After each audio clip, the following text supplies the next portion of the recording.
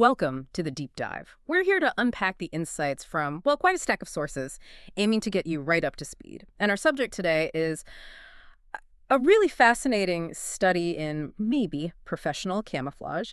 Benjamin Joseph Manaly Novak. Now, for millions, probably billions globally, he is Ryan Howard. You know, the pimp from The Office, that symbol of like ambition and millennial angst. Yeah, Ryan the Tab. And look, if that's all you know, you're really just seeing the very tip of the iceberg.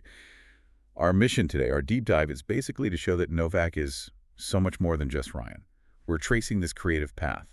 It's almost unique in Hollywood today. It really is. Harvard guy, stand-up comic, award-winning writer for one of the biggest shows ever. Director, New York Times bestselling children's author, seriously. And, okay, maybe a less successful tech entrepreneur, but still. Right. Okay. So let's unpack that. We've gone through the sources trying to find the why, like what's the driver behind this constant reinvention? And it is successful reinvention mostly. What actually links, a book of 64 witty short stories, a kid's book that basically messes with the reader, and directing a pretty dark, complex movie. Well, the thread seems to be narrative, storytelling. Yeah. Okay. Born July 34th, 1979, Newton, Massachusetts. His career officially starts around 2001, runs to now.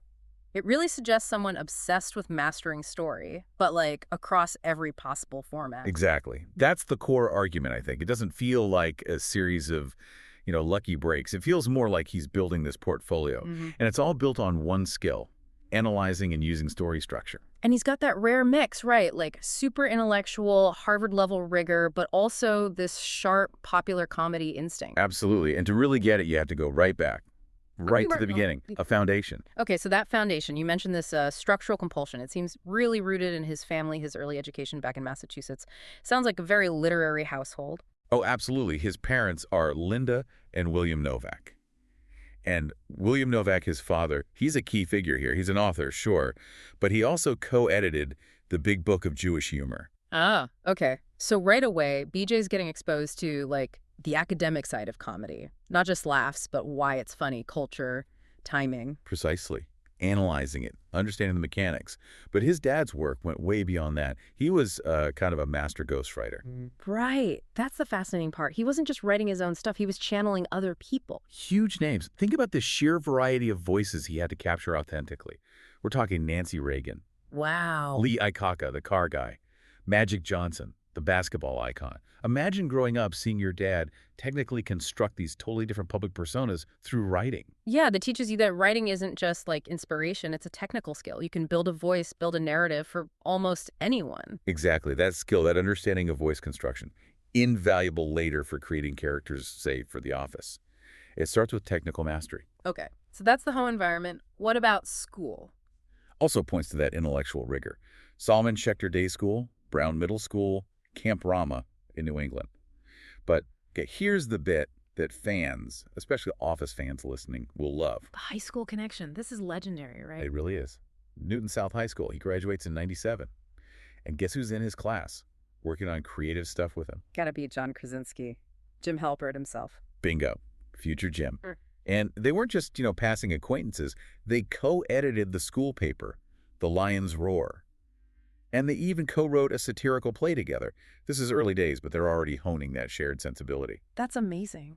Two guys who become central to this huge comedy hit, starting out editing high school paper together. It speaks to, I don't know, talent, finding talent early. Yeah, and Novak carried that intensity right into Harvard, graduates 2001, majored in English and Spanish literature. But let's look closer at his academic work there. The honors thesis. This links back to film, doesn't it? It does.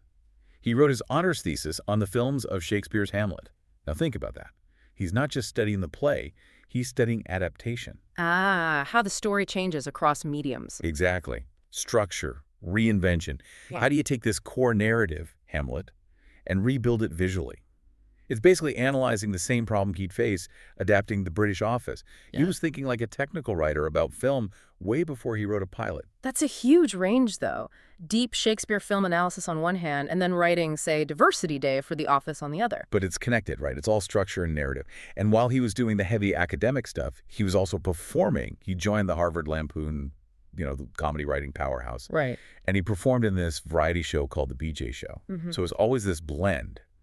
Deep analysis and practical performance. Okay, so 2001, he graduates, heads to LA, starts putting that structured comedy brain to work in stand-up. Did it take long to get noticed? Seemed pretty quick. He was hungry.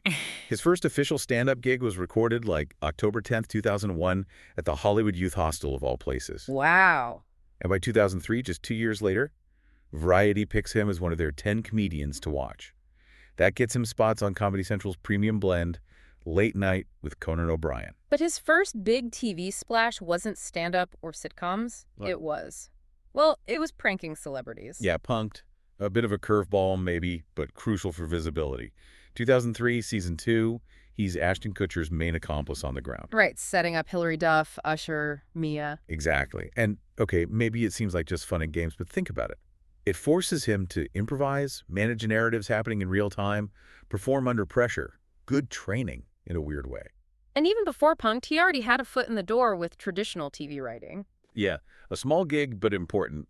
He wrote 2 episodes for a WB sitcom called Raising Dad. That was back in 2001, 2002. So right from the start in LA, he's juggling stand-up, acting, writing, always multitasking. That really sets the pattern for his whole career, doesn't it? Absolutely. And all those threads, the writing, the performing, the analysis, they just perfectly came together in the office. This was the gig that defined him, obviously, but not just as Ryan, the actor. It really made him a powerhouse behind the scenes. And the way he got cast is brilliant. It wasn't even a standard audition, was it? No, it's pure recognition of talent. Greg Daniels, the executive producer, saw Novak do stand-up, heard his opening joke, apparently, and just thought, I want to do something with him. It wasn't about finding someone for a pre-written part. It was about hiring that specific comedic brain. And then he gets cast as Ryan Howard, the Tump, Oh. who kind of becomes this perfect symbol for, well, for a certain kind of modern ambition. Detached, maybe too smart for the room, but still wants to climb. Totally. And that character got extra layers, didn't it? Because of the real-life stuff happening off-screen. Ah, the Mindy Kaling connection. Kelly Kapoor. Right. The sources all talk about their on-again, off-again relationship and how it often seemed to, well, mirror the crazy, toxic, but somehow really compelling dynamic between Ryan and Kelly on the show. It blurred the lines, fed the comedy. Yeah, life imitating art, imitating life. But the bigger story here, maybe, is his role as one of the show's architects. He wasn't just reading lines. He was in the original core group shaping the whole thing. Oh, completely central. He was one of the original writers from day one, alongside Greg Daniels, Mindy Kaling, Michael Schur, Paul Lieberstein, that's the brain trust. And over the show's run, he wrote 15 episodes. 15? That's a huge contribution, like being the head writer for a season and a half, basically. It's massive. And we need to look at which episodes he wrote. They weren't just filler. They often set the tone or took big risks. Like Diversity Day. Season 1. Exactly. WGA nominated too. That episode is crucial because it establishes the whole show's MO, right? Taking super uncomfortable social topics, filtering them through Michael Scott's profound cluelessness, but also his weirdly good intentions. Yeah, it's a tightrope walk, tonally. You need real control to make that level of awkwardness funny without just being offensive. It feels like applying that analytical brain to social dynamics, but using jokes as the tool. Then think about something later, like Scott's Tots from Season 6. Oh, God, Scott's Tots. Probably the most famously painful episode ever. Right. Pure cringe comedy, but brilliantly structured. Michael promising college tuition to kids years ago. You just know it's going to end badly. Novak directed that one, too, and he just leans into the awkwardness, uses the mockumentary style, the silences, the reactions. It's sustained comedic tension. Yeah. Masterful, really. He also got a WGA nom for Local Ad in Season 4. So writing, directing, that kind of consistent quality work naturally led to him becoming a producer, a real leader on the show. Yeah, the industry certainly noticed. He got 2 Screen Actors Guild Awards with the ensemble, a Writers Guild Award for his writing, and the show got 5 straight Emmy noms for Outstanding Comedy Series while he was a key producer-writer. That's 2007 to 2011. He was officially named an executive producer around Season 7. He wasn't just a participant, he was helping steer the ship. And directing, too, you mentioned Scott's Tots. He directed others as well, right? Wow. Bringing that film analysis background into play. Definitely. Besides Scott's Tots, he directed The Seminar in Season 7, Season 8 premieres The List, Trivia. He even directed some of the webisodes like The Office, Blackmail. He was clearly comfortable wearing multiple hats on set, using it as a lab, almost. Okay, but then comes this really interesting moment, a major pivot point. The sources say he was offered the absolute top job for the final season, and turned it down. That's right. He was offered the showrunner position for season 9. That's that dream job in TV comedy. Total creative control, big payday, the works. But he said no. He confirmed later, I think in 2021, that his, quote, fire for the job had burned out. He felt he'd done what he could do within that structure. He'd mastered it, maybe, and needed a new challenge. That tells you a lot about him, doesn't it? It's not about power grabbing. It's about avoiding getting stale creatively. He prioritizes the challenge, the reinvention, over just climbing the industry ladder. Exactly. Yeah. He did come back for the finale, though, made sure Ryan Howard got a proper send-off. But his focus had already shifted. Right. So after deliberately stepping back from the peak of The Office, Novak starts making these really strategic moves into film, picking supporting roles, often dramatic ones, working with really interesting directors. Yeah, looking at his filmography from, say, the late 2000s into the mid-2010s, it definitely feels like a conscious effort. Like, okay, I'm not just Ryan Howard. I'm a serious actor. Highly strategic. Pretty quickly, 2009, he pops up in Quentin Tarantino's Inglourious Basterds. Right, as PFC Smithson Udovich. A small part, but very serious in that movie. Exactly. Working with Tarantino, that's like a PhD in film structure right there. And it put him in a totally non-comedic light. Before that, he'd done supporting bits in Reign Over Me in 2007, and Judd Apatow's Knocked Up, also 2007. And then in the mid-2010s, it seems like he's drawn to films based on true stories or with strong narrative structures. That's a good observation. He plays Robert B. Sherman, one of the Sherman brothers, in Saving Mr. Banks in 2013.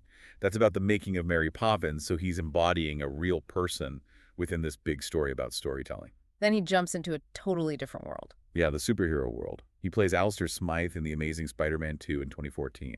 Shows he's willing to play in those big franchise sandboxes. But maybe the role that really showed his dramatic chops was The Founder. I think so. That's the 2016 film with Michael Keaton as Ray Kroc.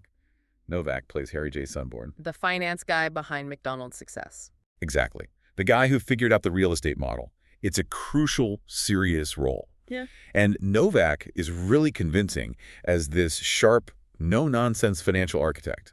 It proved his acting wasn't just limited to comedy or mockumentary. Okay, before we leave film, gotta mention the lighter side too. He did voice work. Oh, yeah. Gotta pay the bills, right? Yeah. And reach a different audience.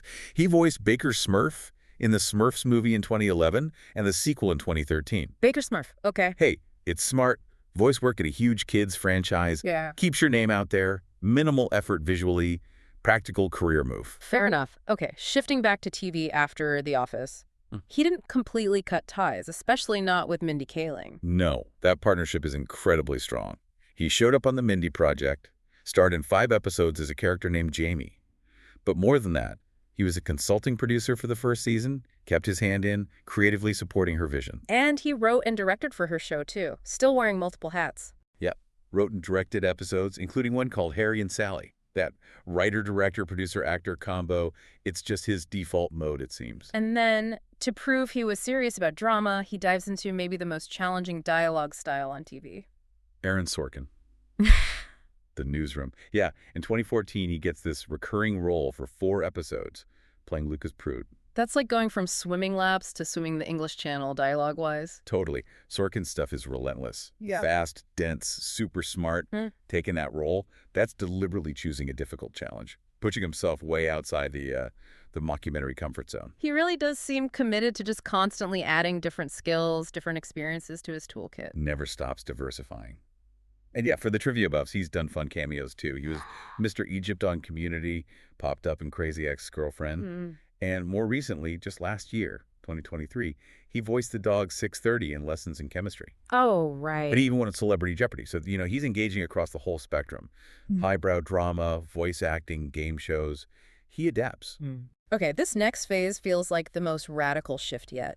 He moves away from performing almost completely for a bit and goes full on into literature and even tech. This is where that Harvard English major really comes roaring back, isn't it? This is pure intellectual Novak stepping forward. April 2013, The Office isn't even over yet, and boom. Alfred Enoff announces this massive book deal, 7 figures, 2 books. Wow. And the first book is pitched as, like, Woody Allen-style short fiction. Witty, philosophical little stories. That book was One More Thing, Stories and Other Stories, came out in 2014. 64 stories. That's a lot of concise narrative structures. How did it actually do? It did really well. It was a genuine success, commercially and critically. Yeah. It spent 6 weeks on the New York Times bestsellers list for hardcover fiction. It basically proved he could write outside of a TV writer's room, that he understood short fiction, which is all about nailing structure and impact immediately. Very different from TV writing. Kind of like the discipline of a stand-up joke, almost. Exactly. Perfect analogy. But the really huge success, the one that made him a household name in a totally different sphere, was the children's book, which seems so left field, right, for the guy who wrote Scott's Tots. Yeah, the book with no pictures, that thing was everywhere. Everywhere is an understatement. He signed a separate deal with Penguin for it. The success was just phenomenal.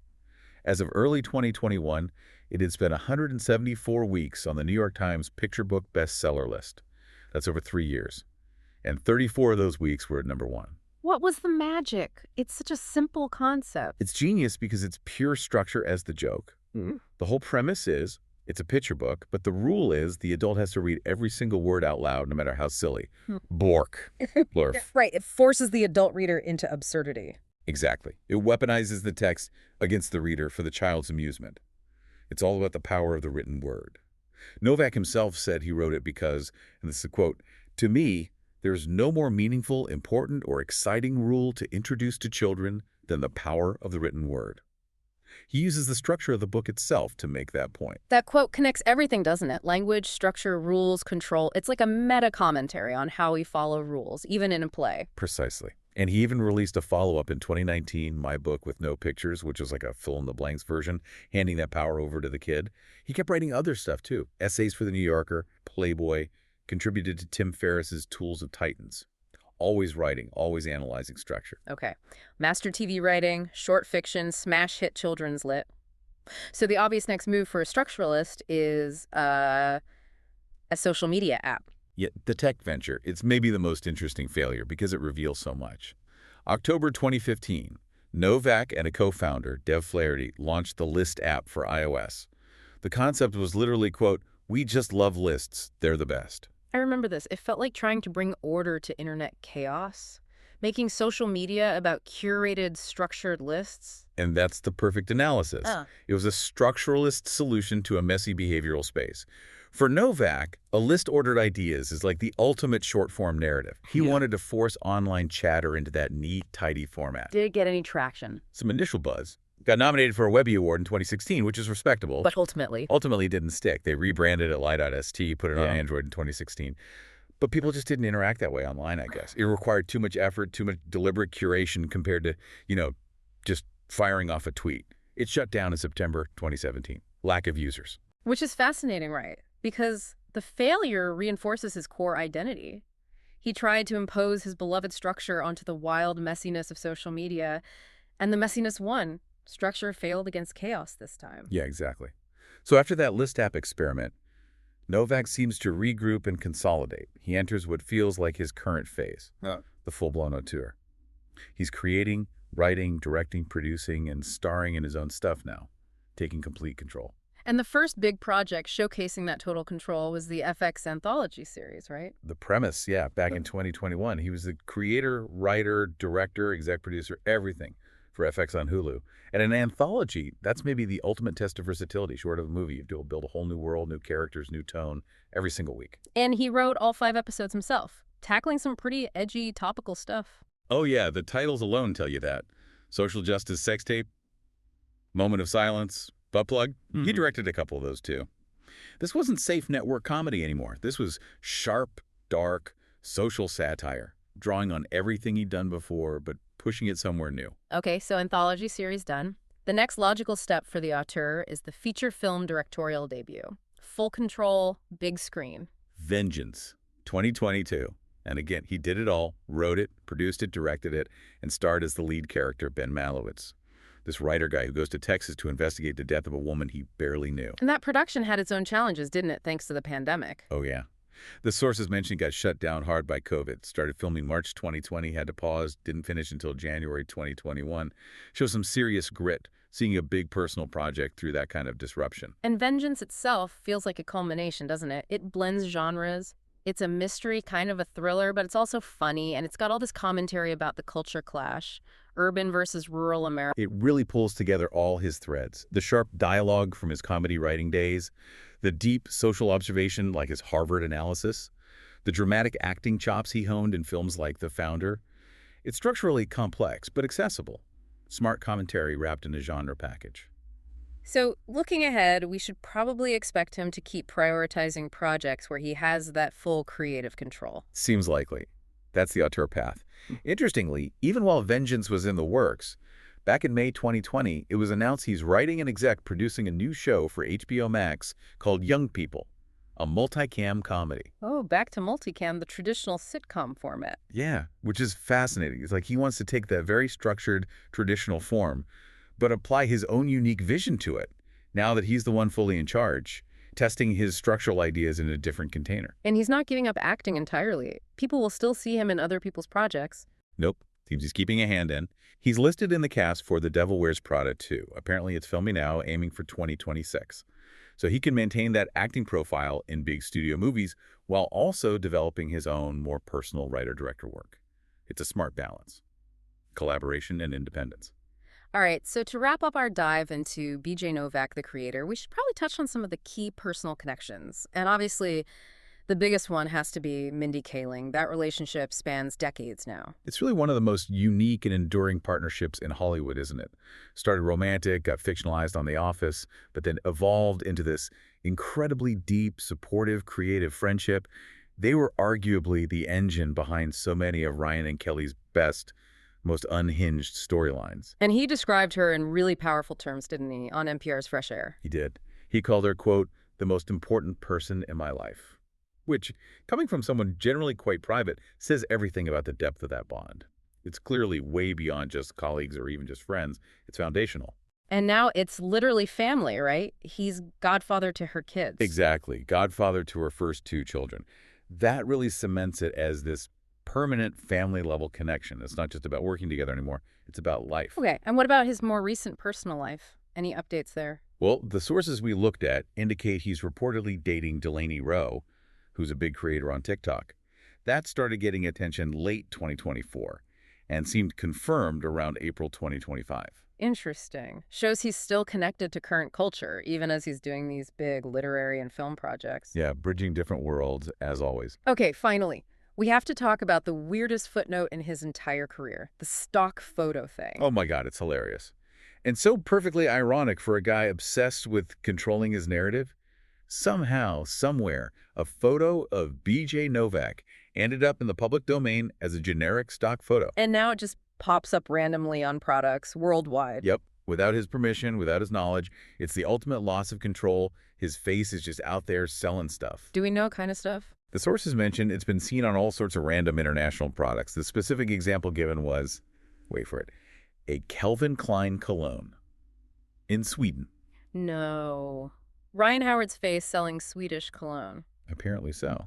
And Novak himself is reportedly just baffled by it, has no idea how it happened. It's like the universe playing a prank on the ultimate planner. A little reminder that sometimes things are just weird and chaotic. Hashtag head outro. Okay, so we started this whole deep dive asking, is BJ Novak just Ryan Howard? And I think we can safely say unequivocally no, not even close.